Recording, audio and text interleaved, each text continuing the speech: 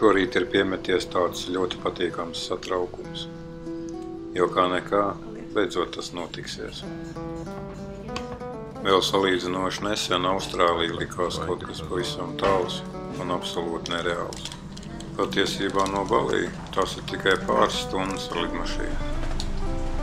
Lidost ir tepat blakus, kad 1,5 m. Varētu mierīgi aiziet ar kājām. Taču ielas ir tā pielījušas, ka bez zābakiem tas nav reāli. Un arī koferis peldināt nav nekāda lielā vēla. Tamdēļ cits nekas neatliek, kā izsaukt taksi. Un pēc veselām 5 minūtēm jau esam lidostā.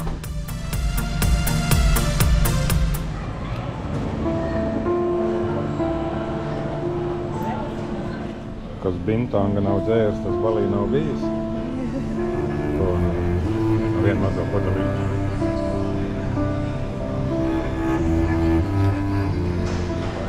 Balī lidostā, ja tu iepērcies tax-free zonā, tavu pirkumu atnesīs pirms kāpšanas lidmašīnā.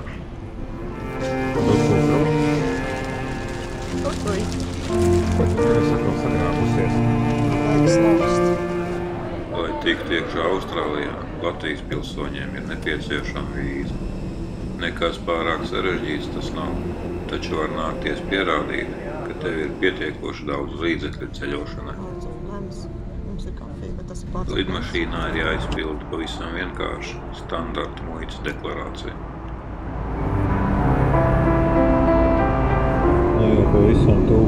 Nezinām problēmu dēļ uz zemes, kādu stundiņu plivināmies blakus lidostē.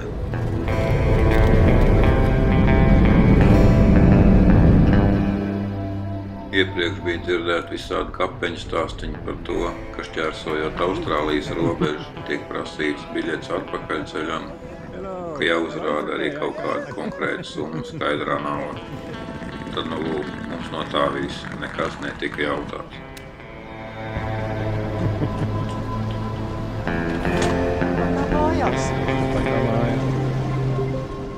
Silvija jau iepriekš caur Booking.com ir pasūtījusi taksometru līdz viesnīcai.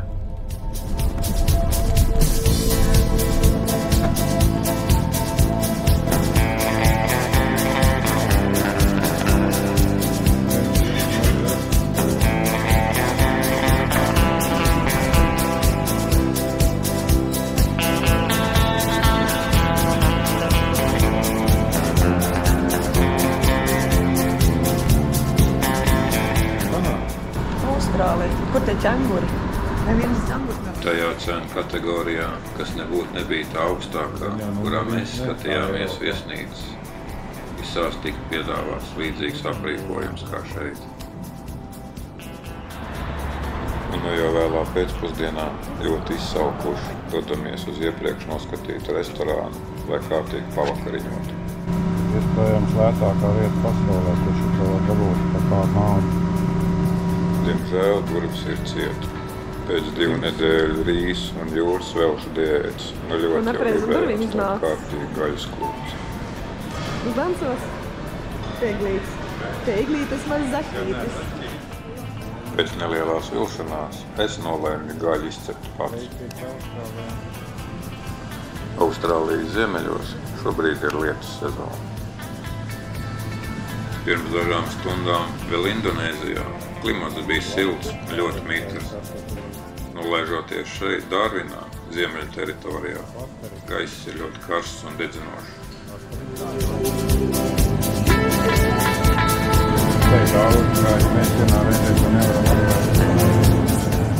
Vispār jau ar tukšu vēderi klīst pa pārtikas veikalu nav tā labākā doma.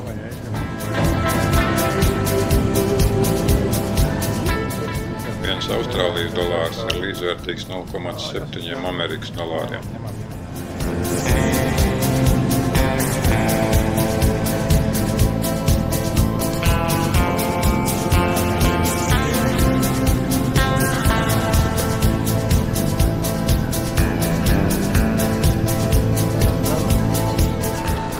Gaiss ir tik dedzinoši karsts, ka absolūtais vairākums pircēju pārtikas produktus pārnēsā šādās augstums somās.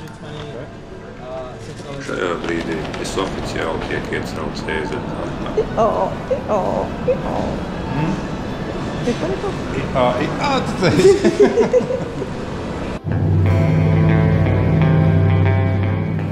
Darvina ir interesanta vieta, pavisam savādāk nekā Austrālijas lielās pilsētas, piemēram, Sidneja vai Melnburna. Nē. Smuk numuri ieraudzē. Pēc būtību Darvinā ir tropiskais klimats. Tā atrodas daudz tuvāk Indonēzijai nekā daudzām citām Austrālijas pilsētām. Laiviņu uz jumta. Darvinā gada laikā ir izteikti 2 gada laiki. Lietu sezona, kas ir no novembra līdz aprīlim, kad ir ļoti mitrs un karsts, un sausā sezona, kas ir no maija līdz oktobrim. Tad laiks ir patīkams silts un saulains. Tas ir Āzijas pasaules brīnums, kas palīdz gan vēderam, gan visām, kā izskatās ir iedīgi, bet un garšo ideāli. Nereti Darvina tiek dēvēta par krokodilu galvaspilsētu, jo apkārtnē dzīvo gan saldūdens, gan salsūdens krokodili. Tie sasniedz patiešām iespaidīgus izmērus. Darvina ir bagāta ar aborigēnu kultūru. Ļoti daudz kļūdaini domā, ka Austrālijas galvaspilsēta ir Sidneja vai Melnburna, taču patiesībā tā ir Kanbera. Sidneja un Melnburna ir lielākās pilsētas un abas gribēja šo statusu.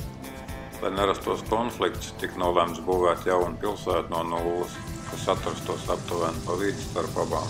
Izvēlētā teritorija ir aptuveni 280 km no Sidnejas un 660 km no Melnburnas. Tā ir īpaši plānota pilsēta. Kamēr Kanbera tika būvēta, galvaspilsēta bija Melnburna. Par ziemeļu teritorijas galvaspilsētu tiek saukta Darvina. Pilsētā ir aptuveni 150 000 iedzīvotāji.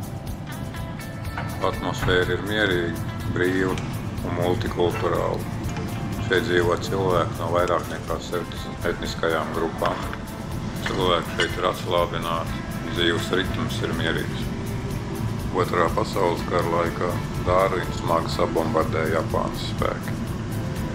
Vēsturiski Darvina savu nosaukumu ir iegūst no slavena zinātnieka. Virsnieks vārdā Džons Lords Stoks, kartējot piekrastu, nosauca šo apgabalu par Portu Darvinu, lai pagodinātu savu draugu un bijušo ceļojumu biedru Čārlu Darvinu. Tātad pilsētas nosaukums ir cieši saistīts ar evolūcijas teorijas tēvu Čārls Darvinu, lai gan viņš pats nekad nav bijis Darvina.